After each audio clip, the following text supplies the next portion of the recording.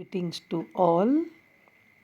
Myself, Dr. Leenta Arora, Assistant Professor, Department of Botany, Government PG College Bara, Rajasthan. Today we are going to study about wood. आज हम cast के बारे में चर्चा करेंगे बच्चों।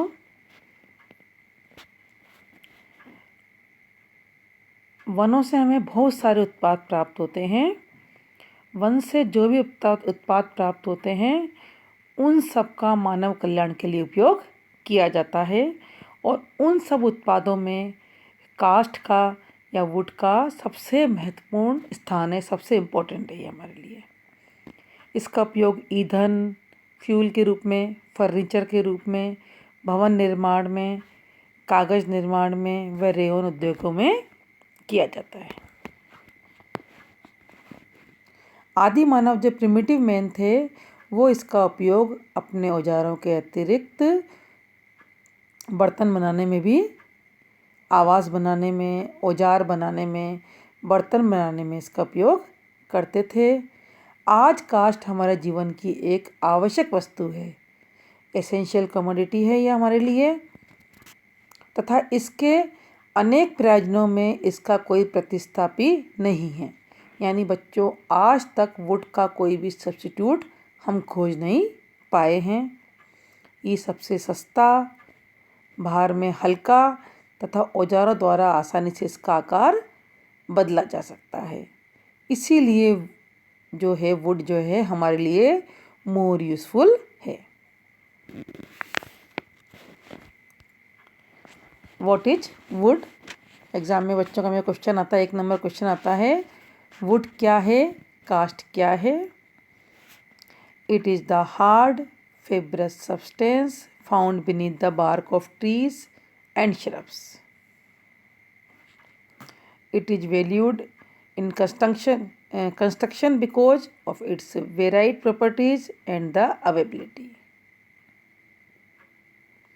The product of different trees differ in color, density, grain pattern, hardness, texture, and strength. Wood is classified as hardwood or softwood, but these terms bear no relation to actual hardness. बच्चों, काष्ठ क्या है? काष्ठ एक secondary tissue है, द्वितीयक ऊतक है,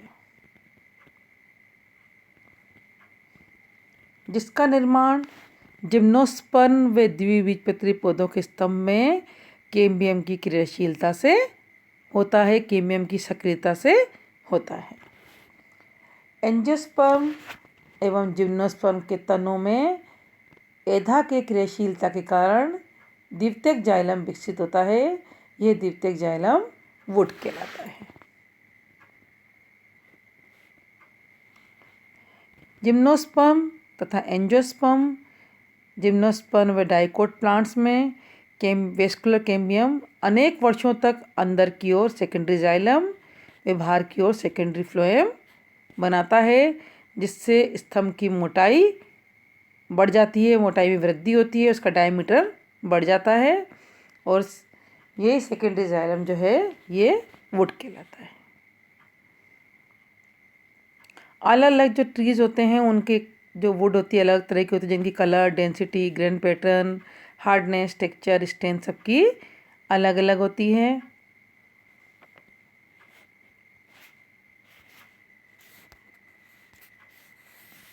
अब हम आते हैं history of would.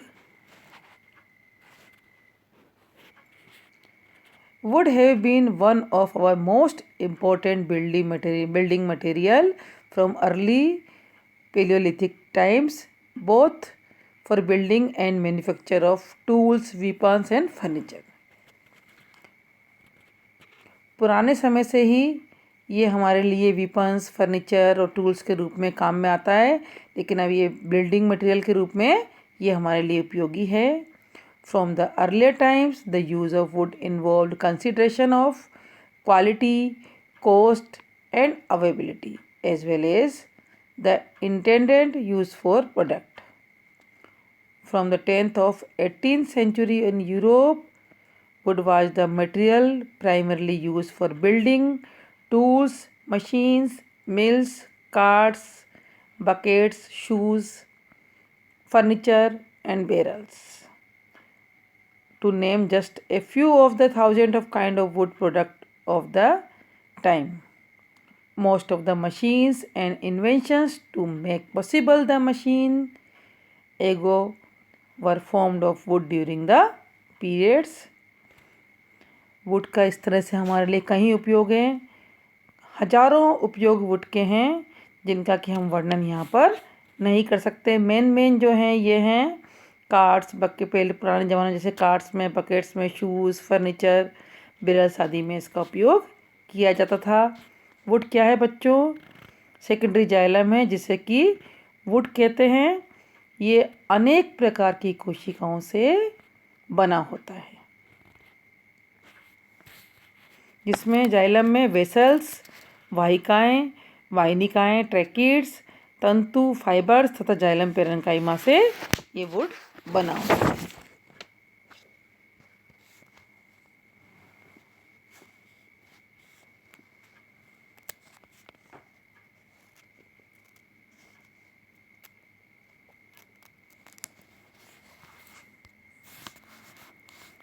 Wood has been the dominant material for furniture construction since early time.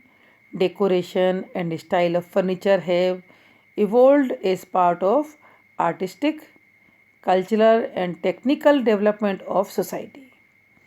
Design and complexity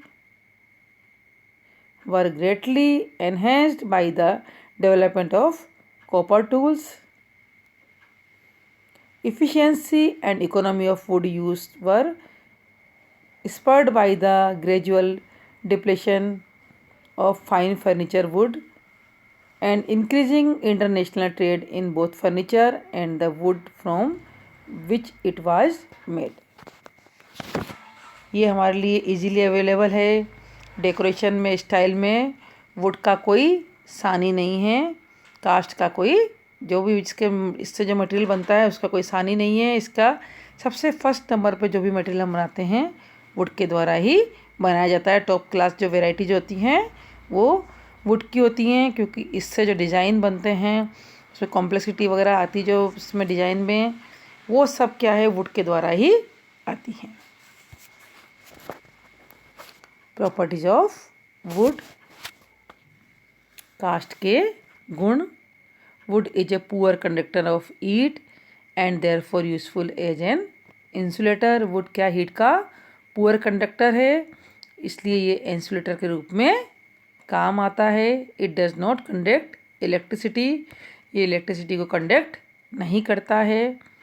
more over wood can be recycled many times. It is easy to fasten, shape, smooth, reshape and it is enduring. ये recycle हो जाता है कई बार।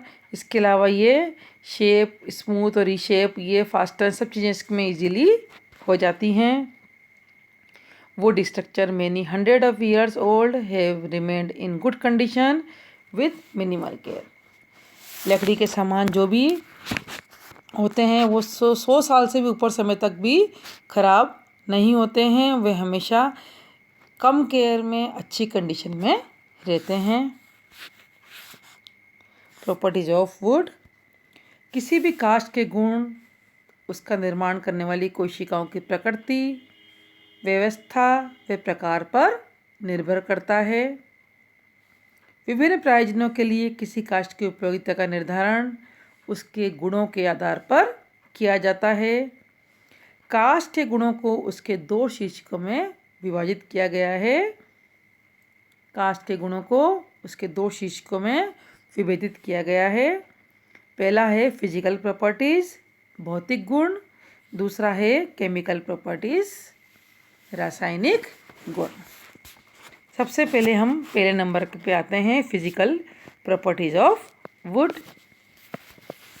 Physical properties, physical properties में भी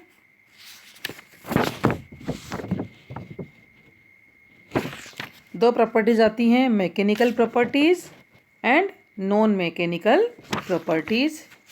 पहले हम आते हैं मैकेनिकल प्रॉपर्टीज़। फिजिकल प्रॉपर्टीज़ में कास्ट के विभिन्न यांत्रिक तथा अयांत्रिक गुणों का अध्ययन किया जाता है। Mechanical properties and non mechanical properties. सबसे पहले हम आते हैं मैकेनिकल प्रॉपर्टीज़, यांत्रिक गुण। इसके अंतर्गत कास्ट की सामर्थ्य, स्ट्रेंथ, लचीलापन, स्टिफनेस एंड फ्लेक्सिबिलिटी, चरमलता, टफनेस, कठोरता, हार्डनेस आदि गुण आदि का अध्ययन हम इसमें करेंगे। ये लक्षण जो हैं अनेक फैक्टर्स जैसे कि कास्ट का घनत्व, नमी की मात्रा, मॉइस्चर कंटेंट, संरचना आदि से प्रभावित होते हैं। मैकेनिकल प्रॉपर्टीज़ कौन कौन सी हैं वुड की? Strength, stiffness and flexibility, toughness, porosity, hardness, cleavability. सबसे पहले हम आते हैं स्ट्रेंथ पे। कास्ट की सामर्थ्य, लकड़ी पर लगाए जाने वाले अनेक प्रकार के प्राथमिक प्रतिबलों के आधार पर नापी गई है। स्ट्रेंथ, सबसे पहले हम स्ट्रेंथ में आते हैं क्रशिंग और कंप्रेस्ड स्ट्रेंथ। कास्ट की अपने घटकों के संदलन का प्रतिरोध करने की अच्छी क्षमता होती है। दूसरा है इसमें टेंसिल स्ट्रेंथ, तनन सामर्थ्य। कास्ट की दो विपरीत दिशाओं में लगने वाले बलों को सहने की क्षमता तनन सामर्थ्य कहलाती है। तीसरा इसमें है शेयरिंग स्ट्रेंथ। वह प्रतिबल जो कास्ट अपने तंतुओं को नियत स्थान से खिसकाने वाले बलों के प्रति लगाया जाता है वो उसका शेयरिंग स्ट्रेंथ कहलाता है, जो कि कास्ट के गुण हैं। फोर्थ आता है इसका बेंडिंग स्ट्रेंथ, बंकन सामर्थ्य। ये कास्ट की वह शक्ति है जो इसे टूटने से रोकती है। तो यानी कि कास्ट की स्ट्रेंथ किसी तरह के भी स्ट्रेस जो होते हैं वो उसको आराम से ये सहन कर सकती है। सेकंड आता है स्टिफनेस एंड फ्लेक्सिबिलिटी, दुर्नम्यता तथा लचीलापन। दुर्नम्यता, स्टिफनेस कास्ट का वह गुण है जिसके द्वारा यह अपने आकार परिवर्तन के प्रति प्रतिरोध उत्पन्न करता है, जबकि फ्लेक्सिबिलिटी, लचीलापन आकार में अस्थायी परिवर्तन को सहने की क्षमता है। ये कास्ट के गुण हैं। इसी वजह से, इन्हीं गुणों की वजह से कास्ट का प्रयोग रेलवे स्लीपर व क्रिकेट के बल्ले बनाने में किया जाता है। थर्ड है इसकी टफनेस, चरमलता। कास्ट की पुनरावृत्त बलपूर्वक आघातों को सहन करने की क्षमता होती है। चर्मिल कास्ट जो होती है निरंतर आघातों से फटती नहीं है। इस प्रकार की लकड़ी खेल का सामान, पहिए, हथौड़े आदि में उपयोग की जाती है। टफनेस होती है उसके अंदर, तो वो टूटती नहीं है इजीली, फटती नहीं है। तो उसका यूज़ किस में आता है? हथौड़ों में, पहिए बनाने में, खेल के सामान बनाने में इसका उपयोग किया जाता है। फोर्थ प्रॉपर्टी इसकी है पोरोसिटी, सरंध्रता। कास्ट की सरंध्रता इसके हल्के तथा भारीपन का निर्धारण करती है। कितने पोर्स हैं, पोर है कि नहीं है, उसके बेस पर इसका निर्धारण किया जाता है कि रिंग पोरस वुड है या डिफ्यूज पोरस वुड है, इसका निर्धारण किया जाता है। जहाँ ज़्यादा पोर्स होते हैं, अधिक छिद्रिल कास्ट जो होती है वो प्राय हल्की होती है। फिफ्थ है इसका हार्डनेस, कठोरता। कास्ट की रगड़ टूट फूट आदि के प्रति प्रतिरोध ही इसकी कठोरता दर्शाते हैं। इस योग्यता का निर्धारण जो है काष्ठ में अनेक गुण जैसे भार, प्रति इकाई क्षेत्र में फाइबर्स की संख्या, व्यवस्था तथा गांठ आदि पर निर्भर करता है। अधिक हल्की काष्ठ जो होती है मामूली रगड़ से खराब हो जाती है, जबकि भारी काष्ठ पर इसका कोई प्रभाव नहीं पड़ता है। इसीलिए हम घर के जो दरवाजे वगैरह बनाते हैं उसमें जो मजबूत भारी काष्ठ होती है उसका प्रयोग करते हैं। सिक्स है इसका क्लीवेबिलिटी, विदलनता। काष्ठ का ये गुण उसके विपाटन स्प्लिटिंग की सरलता को दर्शाता है। वे काष्ठ जिनका विपाटन सरलता से नहीं किया जाता है, जैसे पेंच, कील आदि को रोकने के लिए इसमें इसकी अधिक क्षमता होती है। अब हम आते हैं second, non mechanical properties of would. काष्ठ के अयांत्रिक गुण। अयांत्रिक गुण कौन कौन से हैं? Moisture content, density, durability, order and colour. सबसे पहले हम आते हैं मॉइस्चर कंटेंट पे, नमी की मात्रा। काष्ठ की आर्द्रताग्राही प्रकृति जो होती है, हाइड्रोस्कोपिक नेचर जो होती है, इसमें नमी की मात्रा इसके आपेक्षिक घनत्व के व्युत्क्रमानुपाती होती है। इसमें रसदारू में सेफ वुड में नमी की मात्रा हार्ड वुड से ज़्यादा होती है। तो नमी की मात्रा के बेस पर ही हम काष्ठ का उपयोग कर सकते हैं कि ये किस रूप में हमारे लिए उपयोगी है। सेकंड है डेंसिटी, घनत्व। काष्ठ का घनत्व उसके प्रति इकाई क्षेत्र में कोशिका भित्ति पदार्थों की संहति मास को दर्शाता है। विभिन्न प्रकार के काष्ठों का आपेक्षिक घनत्व 0.04 से 1.40 तक होता है। क्योंकि अधिकांश काष्ठों में बहुत सारे वायुअवकाश एयर स्पेसेस पाए जाते हैं, अतः उनका आपेक्षिक घनत्व प्राय 1 से भी कम होता है। ऐसी काष्ठ जिनका आपेक्षिक घनत्व 0.5 से कम होता है वो लाइट वुड कहलाती है, हल्की काष्ठ कहलाती है। जिनका आपेक्षिक घनत्व 0.5 से 0.70 के तक मध्यम में होता है तो वह मॉडरेट वुड कहलाती हैं, मध्यम वुड कहलाती है। जिनका आपेक्षिक घनत्व 0.70 से अधिक होता है वो काष्ठ भारी काष्ठ हेवी वुड कहलाती है, जो कि हमारे लिए घर के जो सामान होते हैं अधिकतर जैसे दरवाजे हैं, खिड़कियां हैं, इसमें ये हेवी वुड काम में लेते हैं, जिसका कि आपेक्षिक घनत्व ज़्यादा होता है। थर्ड प्रॉपर्टी है इसकी ड्यूरेबिलिटी, टिकाऊपन। काष्ठ की जीवाणुओं, काष्ठ पुयन कवक जो होते हैं, वुड रोटिंग फंजाई, कीट, दीमक आदि के आक्रमण को रोकने की क्षमता होती है।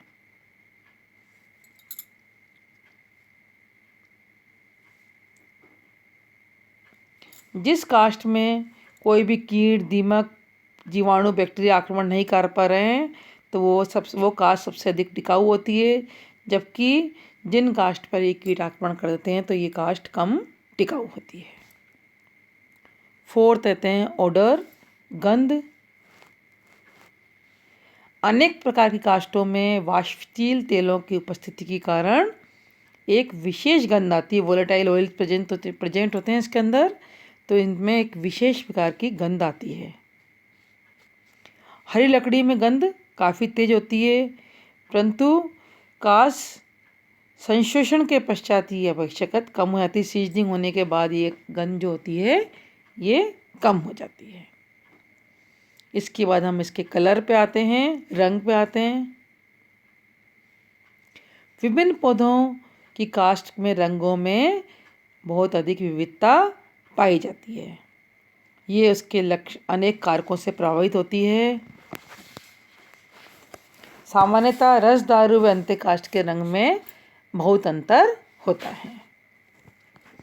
ये तो इसकी नॉन मैकेनिकल प्रॉपर्टीज हो गई। Moisture content, density, durability, order and colour. नमी की मात्रा, घनत्व, टिकाऊपन, गंध व रंग। अब हम इसके केमिकल प्रॉपर्टीज पे आते हैं। काष्ठ, शुष्क काष्ठ जो होती है उसमें सेलुलोज, हेमिसेलुलोज और लिग्निन पाई जाती है। शुष्क काष्ठ में 45 से 60% तक तो सेलुलोज प्रेजेंट होता है। 15 से 30% तक इसमें हेमिसेलुलोज प्रेजेंट होता है। 20 से 35% तक इसमें लिग्निन प्रेजेंट होता है। इसके अतिरिक्त इसमें रेजिन, तेल, टेनिन, गोंद, एल्केलॉइड्स भी पाए जाते हैं। सेलुलोज जो होता है ये काष्ठ का ढांचा बनाता है, फ्रेमवर्क का फॉर्मेशन करता है सेलुलोज। और सेलुलोज तंतुओं के बीच में लिग्निन से भरा होता है। जो भी सेलुलोज के तंतु होते हैं उनके बीच का जो स्थान होता है उसके बीच में क्या लिग्निन से भरा होता है। इस प्रकार काष्ठ की दुर्नम्यता, लचीलापन व कठोरता जैसे लक्षण जो होते हैं वो लिग्निन के कारण होते हैं। वास्तव में काष्ठ की उपयोगिता इसके रासायनिक संगठन पर निर्भर करती है। एग्जाम्पल, कागज बनाने के लिए ऐसी काष्ठ प्रयोग की जाती है जिसमें सेलुलोज की मात्रा अधिक हो। इसी प्रकार लिग्निन व टेनिन की अधिक मात्रा काष्ठ को टिकाऊ बनाती है। अतः उच्च लिग्निन व टेनिन युक्त काष्ठ इमारती लकड़ी के रूप में प्रयोग की जाती है, जिससे कि हम फर्नीचर, घर के दरवाजे, खिड़कियाँ वगैरह सब बनाते हैं। ये सब इमारती काष्ठ से बनाते हैं। बच्चों, आज की वीडियो में मैं आपको इतना ही बता रही हूँ। नेक्स्ट वीडियो में मैं आपको काष्ठ के प्रकार, काष्ठ के उपयोग के बारे में विस्तृत चर्चा करूँगी। थैंक यू सो मच बच्चों।